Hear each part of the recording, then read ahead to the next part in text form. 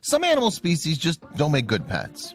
Yeah, dogs and cats are always up for a belly rub and a cuddle session, but some of nature's more untamed beasts have earned reputations as generally bad roommates. But does that mean that these animals can never fit in at home?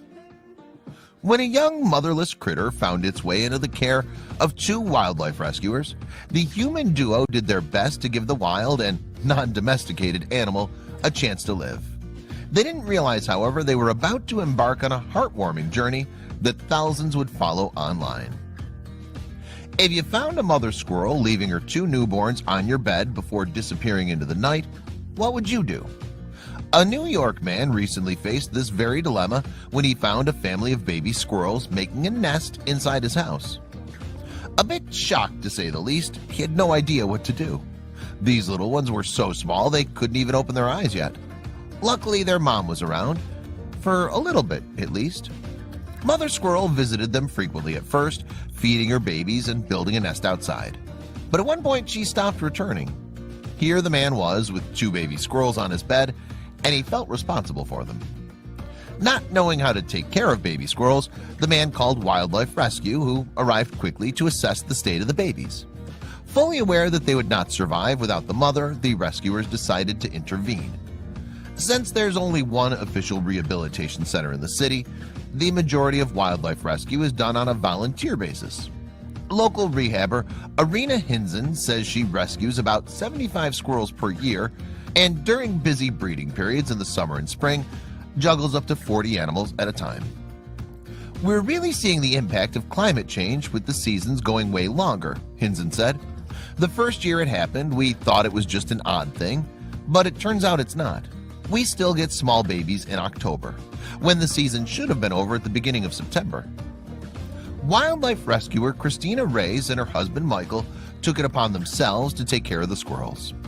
One of the babies was already weakened and didn't make it very much longer.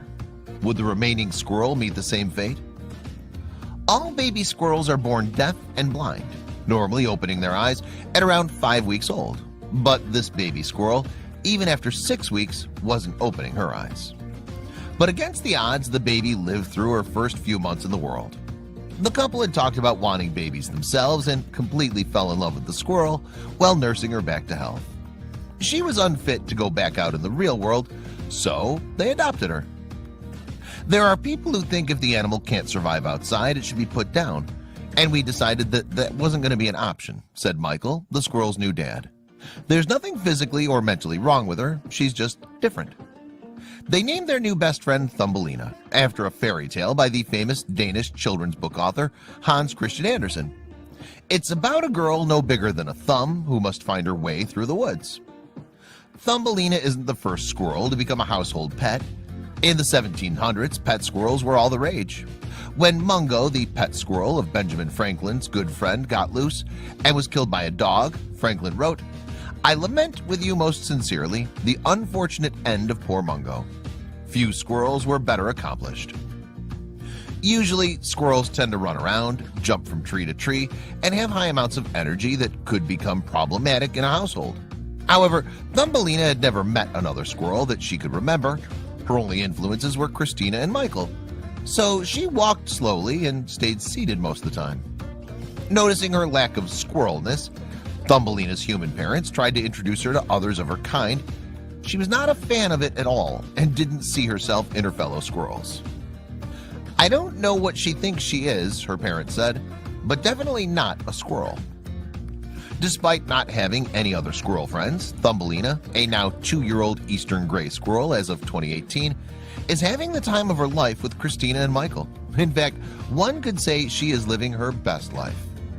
Thumbelina is practically turned into a stay-at-home human being.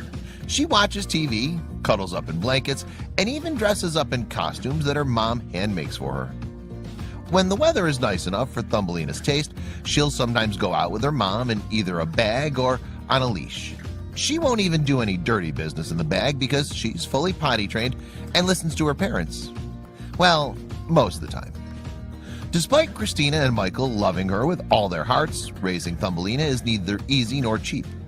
According to Christina, the couple has spent over $10,000 towards Thumb's care over the past 2 years. There must have been a few vet bills, but where's the rest of the money going? In an attempt to earn some money back for more of Thumbelina's needs, Christina has set up several social media accounts for Thumb, which have taken off like rockets. On these accounts, she promotes the sales of Thumbelina t-shirts, keychains, and other types of merchandise. The cute photos on Thumbelina's social media pages are highly enjoyable, but what's most important is that she is both healthy and happy. Everyone seems glad that she was adopted and recovered, including Christina and Michael and all of Thumbelina's fans. For the most part, squirrels tackle their day-to-day lives without much human interaction. You can expect them to scurry up and down trees, bury some nuts, and make chattering noises. Then there are squirrels like this one that totally rewrites the book on squirreling. Wounded by an owl at just 4 weeks old, this squirrel ended up in the care of Brantley Harrison. As a professional rehabilitator for wounded wild animals, the arrival of this female squirrel in 2009 was just another day on the job. The family even named her Bella. Brantley raised Bella alongside 3 other squirrels, Larry, Mo, and Curly, and fed them fruits and veggies all throughout the long winter. In the spring of 2010, when the squirrels were healthy enough, Brantley released them back into the wild as usual. More often than not, when Brantley sent her rehabilitated animals back into the forest, able to live on their own for the first time in their lives, she'd see them periodically over the next week or so. Then they'd be gone forever. But Bella did something different. At first, Bella returned looking for some treats. To the Harrisons, that was par for the course in animal rehabilitation. Of course, it would take time for Bella to get used to life on her own, except time after time, Bella kept coming back. Now, 8 years after she was rescued, Bella still returns to the Harrison household regularly. Bella sits right at the front door waiting for someone to notice she's come by to visit, Brantley told WYFF4 News. But why had this squirrel become so attached? Bella's behavior was a bit strange. After all, while she was in Brantley's care, she hadn't been particularly lovely. The family hadn't done anything special either. They treated her just like every other squirrel. Still, other squirrels didn't keep returning like Bella. Bella doesn't like being petted. She doesn't ask for belly rubs or tail brushing. All she wants is a bit of attention. In fact, the Harrisons make sure to have some walnuts on hand in case she becomes hungry. The squirrel has another pastime too. She comes almost daily for a little loving, treats, and to torment our dog Sid through the glass door, Brantley said. You can see just how badly Sid wants out. Besides her general propensity for being adorable, Bella has another trait that's made her a sensation. Bella likes wearing hats. So much so, in fact, that she doesn't mind wearing one while cameras are rolling. I can't believe she lets me do it, Brantley said. I could not love this squirrel any more than I already do. Brantley started chronicling the adventures of Bella the squirrel on an Instagram account called Sid and Bella. Many of the photographs consist of Bella sitting in laps, wearing hats, and chomping on nuts. Truly the perfect life.